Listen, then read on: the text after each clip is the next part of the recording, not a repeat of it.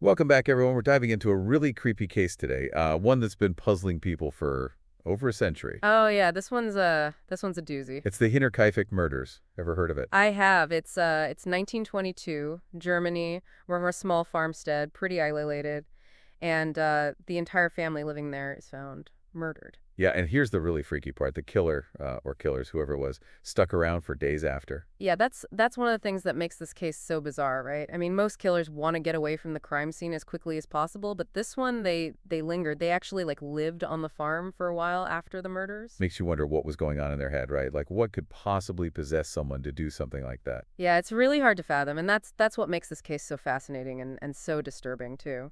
So let's start with the basics. Who are the victims in this case? All right, so we've got Andreas and Casilia Gruber. They're the farm owners, an older couple. Okay. And then their daughter, Victoria Gabriel, she's a widow. Hmm. And she's got two young children, Casilia, she goes by Zilly, and she's 7 years old. And then there's little Joseph, he's just 2. Oh gosh, a whole family. Yeah, and then rounding out the household, we've got their maid, Maria Baumgartner. So 6 people in total. That's right, 6 people, all living under one roof on this isolated farm. And they're all found dead.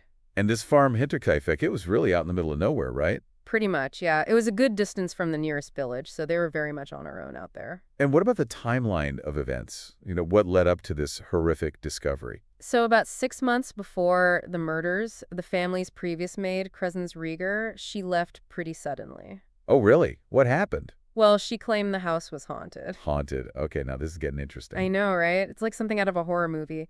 But she was serious. She said she heard footsteps in the attic when no one was up there, and lights flickering in the barn, and just this overall creeping feeling like she was being watched.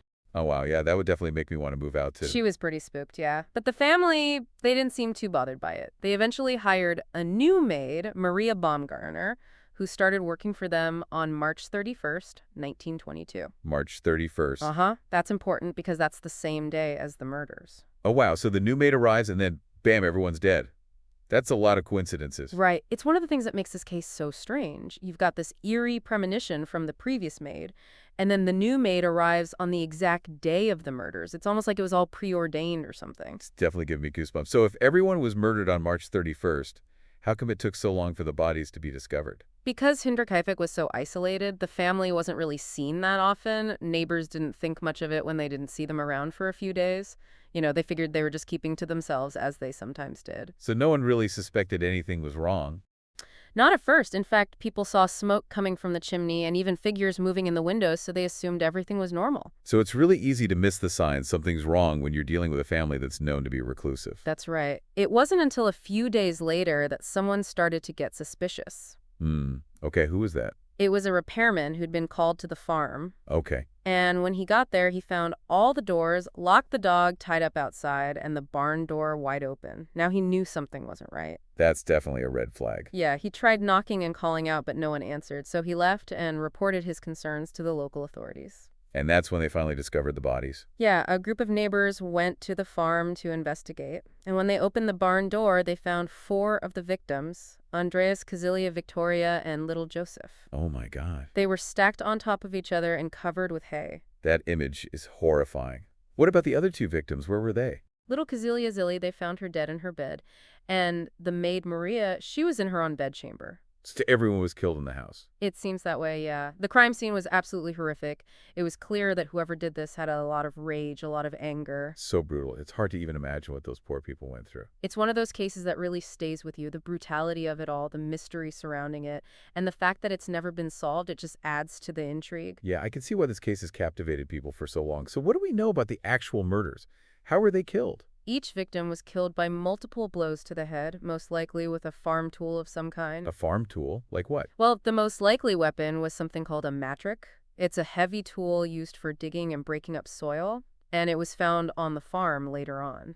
So it was a crime of opportunity then, like the killer just grabbed whatever was handy.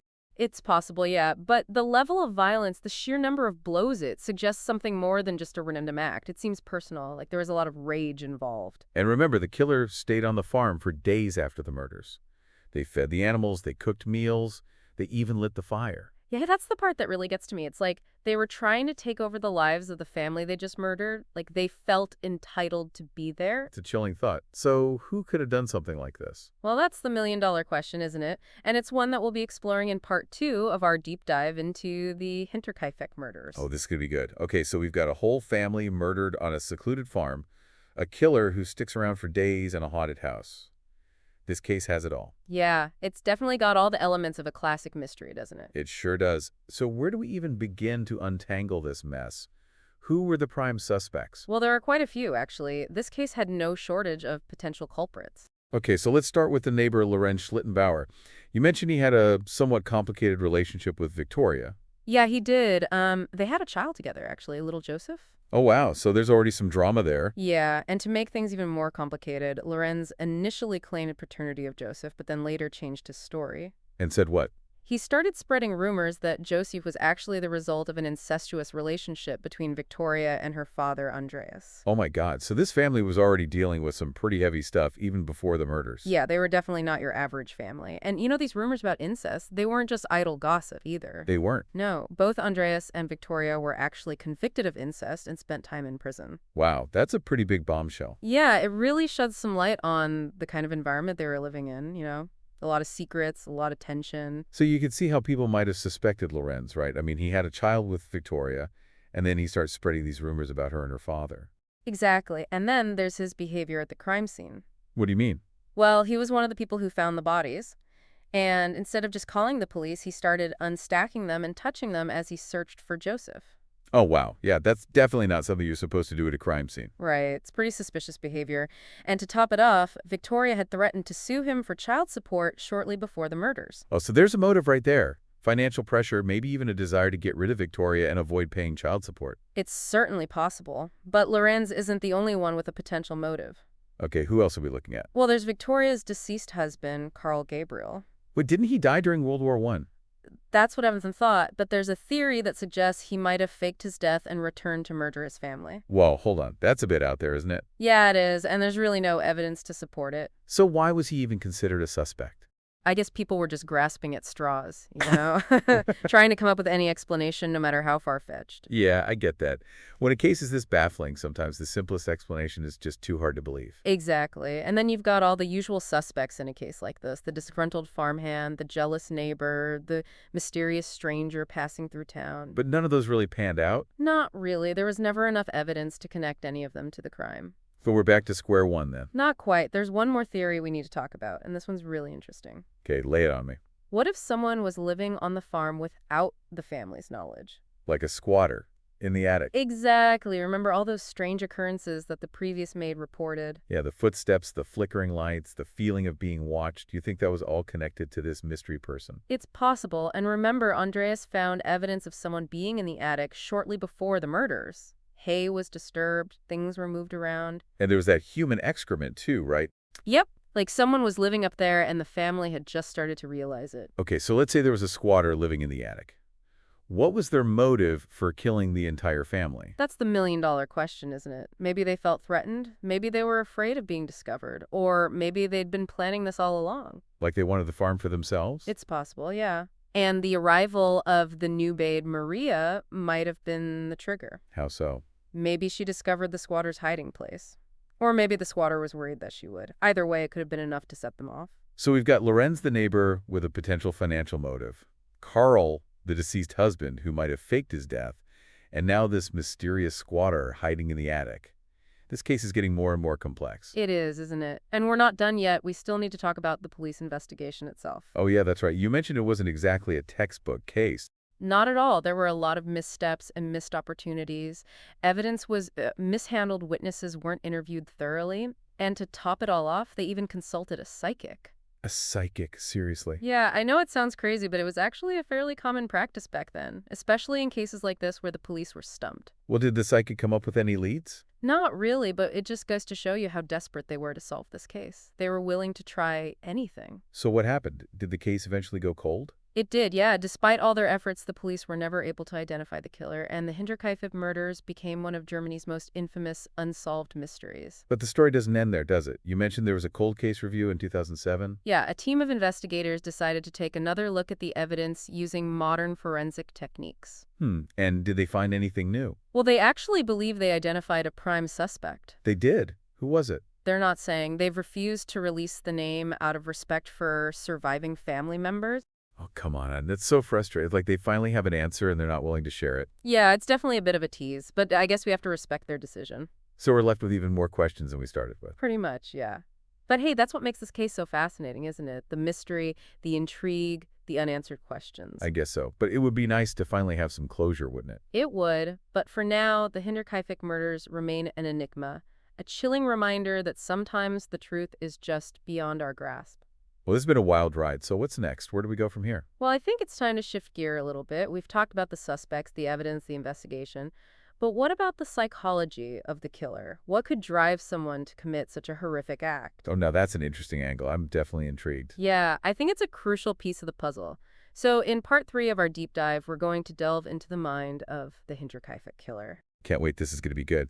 Okay, so let's talk about the psychology of the killer. Like we've gone over the suspects, the evidence, the whole 9 yards. But what kind of person could do something like this? Yeah, it's really hard to wrap your head around, isn't it? I mean, the level of violence, the fact that they stayed on the farm afterward is just so bizarre. It's like they were trying to erase the family and take over their lives. Right, and that's what makes me think that whoever did this was probably suffering from some kind of mental illness. Okay, so maybe not just a cold-blooded killer, but someone who is really struggling mentally. Exactly. I mean, think about it. To kill 6 people, including 2 young children, and then just carry on with your life as if nothing happened, that's not normal behavior. No, definitely not. So what kind of mental illness are we talking about here? Well, it's hard to say for sure without actually examining the killer. But there are a few possibilities that come to mind. Like what? Well, one possibility is psychosis. Psychosis. Yeah, it's a condition where someone loses touch with reality. They might have hallucinations, delusions, paranoia. And that could explain why they thought it was okay to kill the family and then just stay on the farm. Possibly. I mean, if they were truly detached from reality, they might not have understood the gravity of their actions. That's a chilling thought. What else? What other mental illnesses could be at play here? Another possibility is something called antisocial personality disorder. Antisocial personality disorder. Isn't that like what sociopaths have? Yeah, exactly.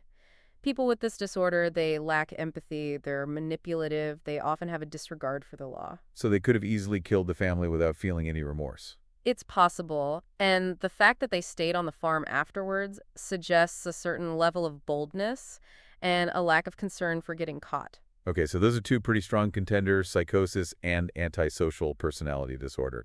Is there anything else we should consider? Well, there's also the possibility that the killer was under the influence of drugs or alcohol at the time of the murders. That would definitely explain the impulsivity and the violence. Yeah, substance abuse can really impair judgment and lower inhibitions. So it's possible that the killer wasn't even in their right mind when they committed these murders. It's definitely a possibility. And, we can't rule out the possibility that there was more than one killer involved. Oh, really?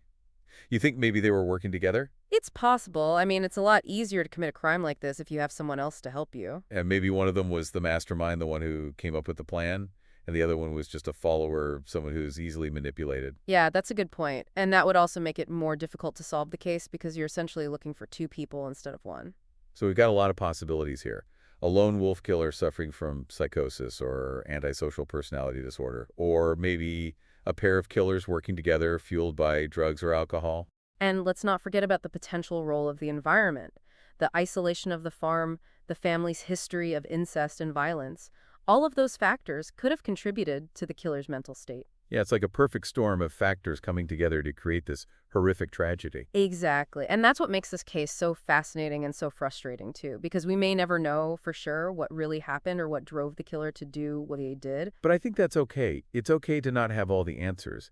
It's the mystery that keeps us coming back to these cases, isn't it? The desire to understand the dark side of human nature. Absolutely. And, I think there's something to be said for leaving a little room for mystery. Because sometimes the most compelling stories are the ones that leave us with more questions than answers. Well said. I think it's time for us to wrap things up here. We've covered a lot of ground today, but as always, this is just the tip of the iceberg. There's so much more to learn about the Hinterkaifeck murders, and we encourage you to do your own research and draw your own conclusions. Yeah, and who knows, maybe as one of you out there listening will be the one to finally crack this case wide open. Thanks for joining us on this deep dive into one of history's most baffling unsolved mysteries. We'll see you next time for another journey into the dark side of human nature.